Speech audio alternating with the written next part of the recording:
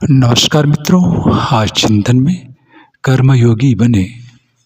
भारतीय संस्कृति कर्मफल में विश्वास करती है। हमारे अच्छे बुरे कर्मों का फल हमें कभी न कभी अवश्य मिलता है। यही कर्मफल का अकाट्य सिद्धांत है। खेत में वही फसल उगती और उपजती है जिस फसल का बीज हम खेत में बोते हैं। उसी प्रकार हम जीवन में जो भी और जैसे भी कर्म करते हैं, हमें वैसा ही फल प्राप्त होता है। बुरे कर्म करने पर हमें फल के रूप में दुख ही मिलता है और अच्छे कर्म करने पर हमें सुख ही मिलता है। कर्मफल को लेकर संत कबीर ने कितना ही सटीक कहा है। शरीर खेत है, मन किसान है, पाप पुण्य दो बीज हैं, जो बोया जाएगा वही काटने को मिलेगा। बुरे कर्म काया में जीव को पीड़ा पहुंचाते हैं। कोई बुरा कर्म करके सुख चाहे तो वह कैसे पाएगा? बबूल का पेड़ लगाकर आम का फल कैसे मिलेगा? प्राणी जहाँ जहाँ जाता है उसके कर्म बराबर उसके साथ रहते हैं। जो प्रारब्ध में बना है उसको भोगना निश्चित है, वह टल नहीं सकता। मन प्रारब्ध का रूप धारण कर भीतर से ही बाहर सुख दुख देने की आज्ञा करता है। जब भोग का समय आता है तब मन प्रारब्ध रूप होकर बाहर प्रकट होता है। कोई दुख लेने नहीं आता, वह तो अचानक ही आ जाता है। जब थोड़े समय के लिए सुख का पहरा आता है तब दुख कुछ कर जाता है। इस प्रकार जीव कर्मवश सुख दुख के झमेले में अनचाहे ही पड़ा रहता है। रामचरितमानस की प्रस्तुत चौपाइयों में मानसकार ने भी कर्मफल विधान को ही स्पष्ट किया है। काहू न को सुख दुख कर दाता, निज कृत कर्म भोग सब भ्राता। अर्थात कोई भी किसी को सुख दुख देने वाला नहीं है, सब अपने ही किए हुए कर्मों का फल भोगते हैं। जब हम संसार पर दृष्टिपात करते हैं तब हम किसी को सुखी पाते हैं तो किसी को दुखी पाते हैं। किसी का सुखी या दुखी होना महज संयोग नहीं, बल्कि उसके पीछे उनके द्वारा किए गए शुभ अशुभ, अच्छे बुरे, पाप पुण्य कर्म ही मूल कारण है। इस ब्रह्मांड में कोई भी घटना अकारण नहीं घटती। हर घटना के पीछे कोई न कोई ठोस कारण अवश्य होता है। अश्व अकारण न तो कोई सुख पाता है न ही दुख पाता है। सुख और दुख का कारण मनुष्य का निज कर्म ही होता है। कोई कारण ही किसी भी घटना के घटने का आधार बनता है। यदि आज हम सुखी हैं अथवा दुखी हैं तो यह अतीत में हमारे द्वारा किए गए कर्मों का ही परिणाम है, और भविष्य में हम सुख या दुख जिस किसी भी स्थिति में होंगे वह भी वर्तमान में हमारे द्वारा किए गए कर्मों का ही परिणाम होगा।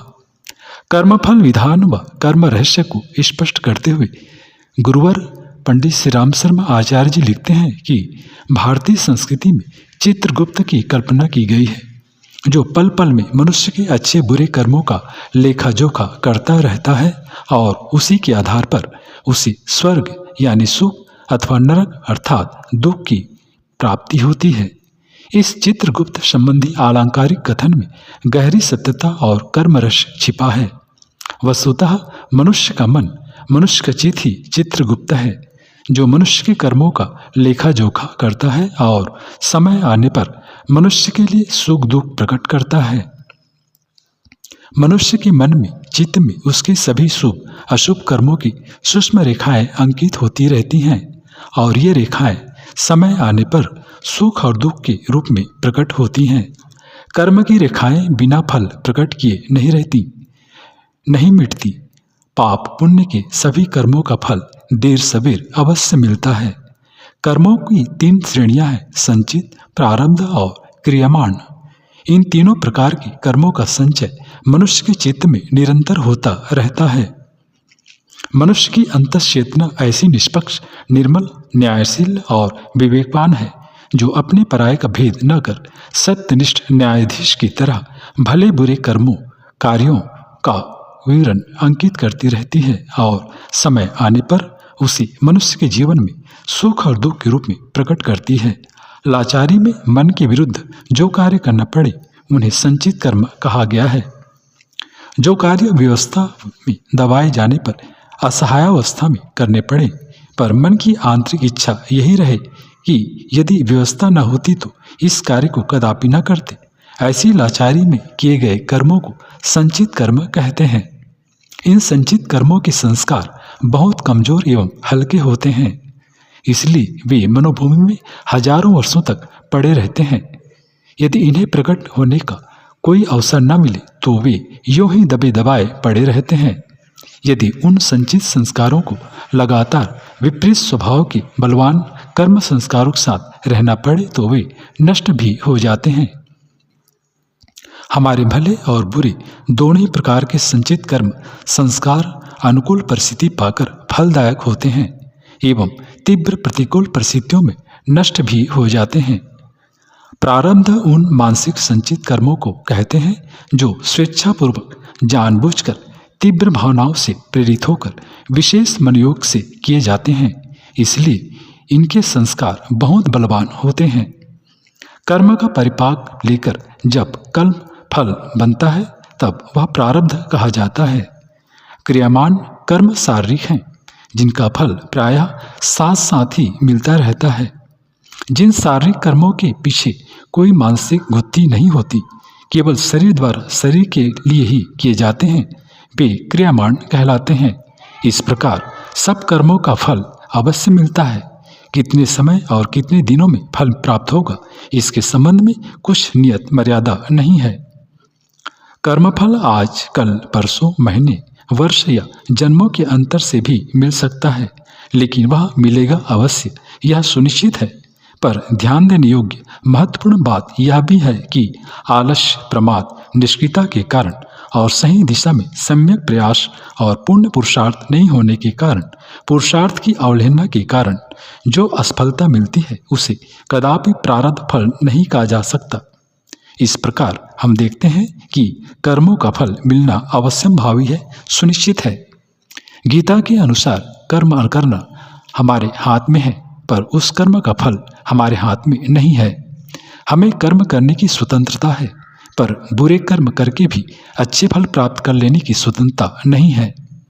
हमारे कर्म की प्रकृति के अनुसार ही हमें सुख और दुख के रूप में फल प्राप्त होंगे।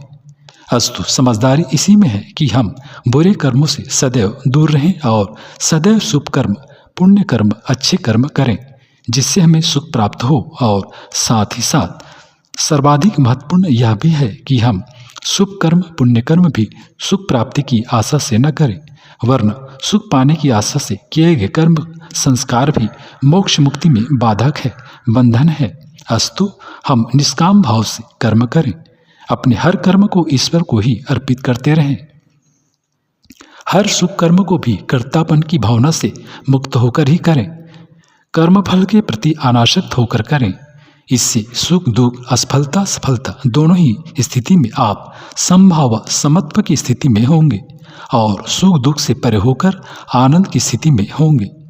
बिना फल की इच्छा और कर्तापन की भावना से रहित होकर किया गया कर्म ही ईश्वर को अर्पित होता है और ऐसा कर्म ही कर्ता को भगवान से जोड़ देता है। ऐसा कर्म ही योग बन जाता है। इसलिए ऐसे कर्म को कर्मयोग कहते हैं और कर्मयोग करने वाले को ही कर्मयोगी कहते हैं। मित्रों, कर्मयोग के द्वारा हम संचित प्रारब्ध और क्रियामान कर्मों से उत्पन्न कर्म संस्कारों का भी नाश कर अपने लिए मोक्ष, मुक्ति और आनंद का द्वार खोल सकते हैं। अस्तु, हम भी कर्मयोग करते हुए कर्मयोगी बने।